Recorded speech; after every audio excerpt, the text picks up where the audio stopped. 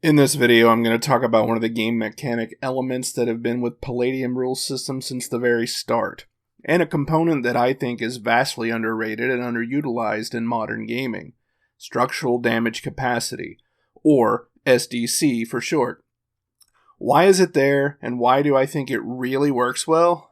Let's get into it. As I mentioned in a previous video, when gamers, both new and old, hear mentions of the Rifts game, they generally have at least heard of it. In fact, when people talk about Palladium games, the brand is almost interchangeable with Rifts. However, before there was Rifts, there were many different genres that flourished in the 80s and 90s under the Palladium system. Rifts is a complex beast that was built on the foundations of other games, each in some way adding to the next. We're going to peel back some of these layers and go to the very start of this, before there was Rifts. Beyond the Supernatural, Heroes Unlimited, Ninjas and Super Spies, and Teenage Mutant Ninja Turtles, there was the Palladium Fantasy RPG. I have a hypothesis of how this system came to be. Of course, this is all my speculation, and I have not read or heard anything about it, so please don't take these suppositions as facts. But I do know that game developers didn't start out just developing games in a vacuum. They played games long before they ever made them. My hunch is that Kevin Siembieda and his friends sat down in the late 70s or early 80s doing what kids today love to do: play some D&D. As time went by, a few rules were tweaked here and there. Things were house ruled by removing things that didn't seem to work and adding things that worked pretty well. And while many aspects remained, many had changed, and Kevin and gang said, "Hey, you know what? I like what we have here. It's the game we want to play, in the world we created, so why not just make it our own thing?" And thus the published Palladium fantasy game was born. As I said, this is mere speculation, and make no mistake, even if the rule system might have been just a modified patchwork of earlier D&D rules, the setting, the characters, and the living, breathing world of Palladium was where Kevin excelled. In all of his games, his worlds and settings were rife with some of the most amazing and original content that is rarely seen before or since. He didn't just create some new mechanics and then reskin Tolkien, as essentially what Gygax and Arneson did when you think about it with D&D, but rather created something truly unique, where races could be wolfen and troglodytes and changelings, in addition to the traditional elves and dwarves, the histories of the old ones and the old kingdoms in a vast and mapped out world that rivals any MMO of today. But I digress. I may or may not cover an entire video strictly on the Palladium game and setting, but let's get back to what this video is meant to cover: SDC. In the Palladium system, SDC covers two types of damage thresholds: creature and objects.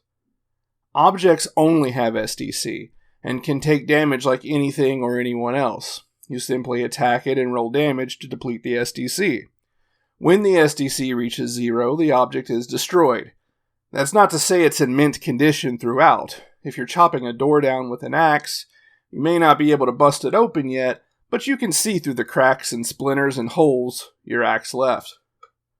Another important object that has SDC is your armor. In Palladium games, your armor is basically another tier of damage you can take before getting seriously injured. Armor rating would determine whether or not the attack directed at you would land on you or your armor. If you bypass the AR, much like D&D armor class, you are damaged by the attack. But if this attack hits you but doesn't bypass the armor rating, the attacker doesn't miss. They just land the blow on your armor instead and roll damage normally.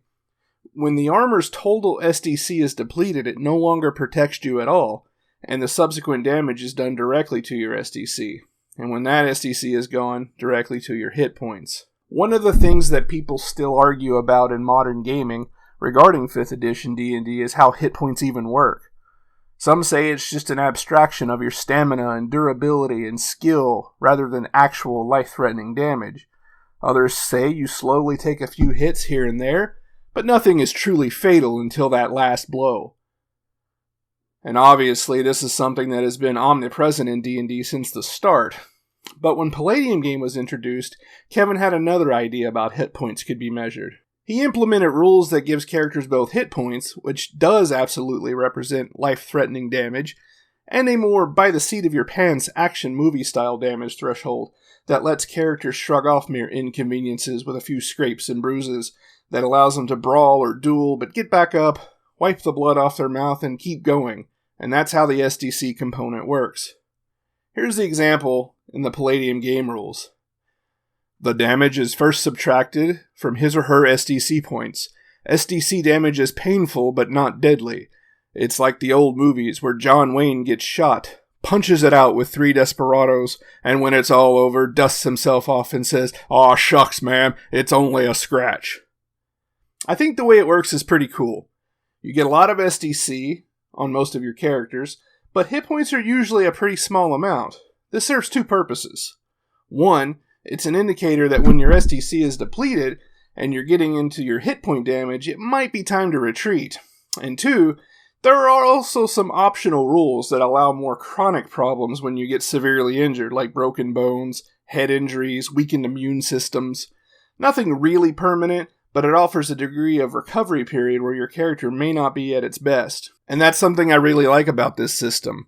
Personally, I find the idea of rough and tough damage, the life-threatening damage, and the potential long-lasting effects from these types of injuries far more conducive to a role-playing experience than the almost video game effects of D&D, where you lose hit points, drop to 0, and then at a single hit point pop back up, ready for action after a few saving throws.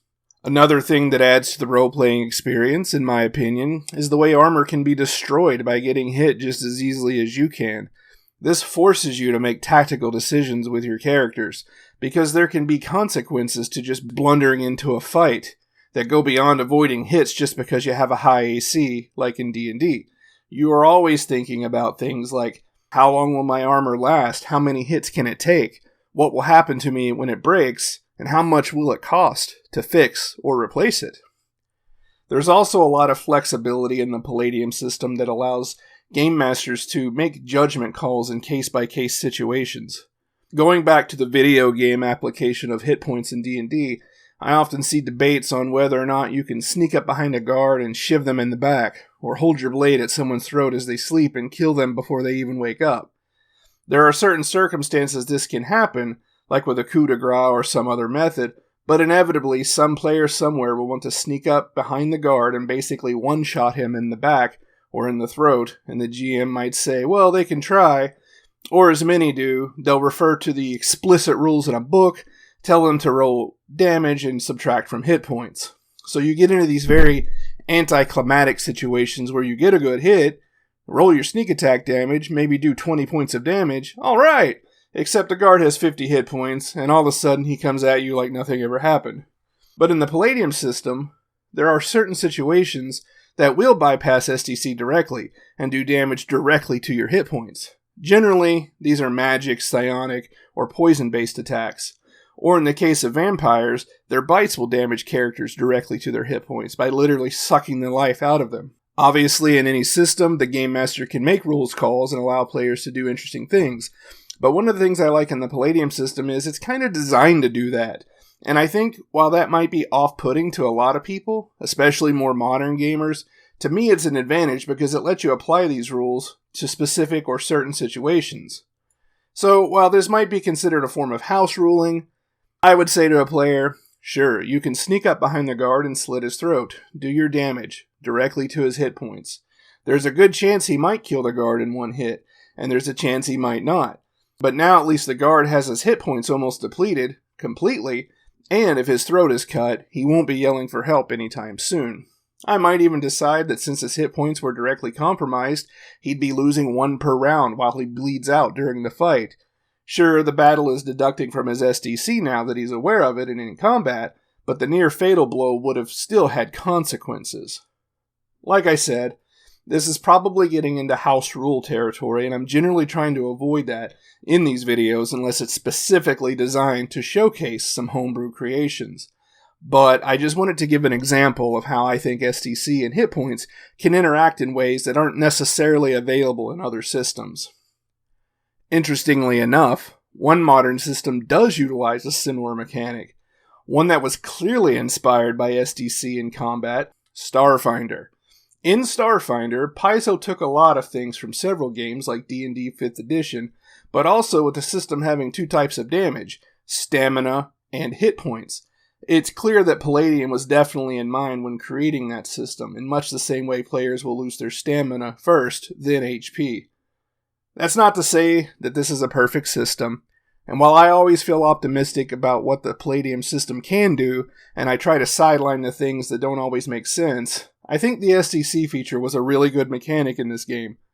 As the system progressed and skipped from genre to genre, there is definitely some power creep in there that can give characters ridiculously high S.D.C thresholds, although it still maintains that low hit point limit. But, overall, especially in earlier iterations of the system, it worked really well. Of course, in Rifts there is M.D.C, or Mega Damage Capacity, to contend with. But I'm definitely saving that overview for another day. Rogue Scholar, signing off.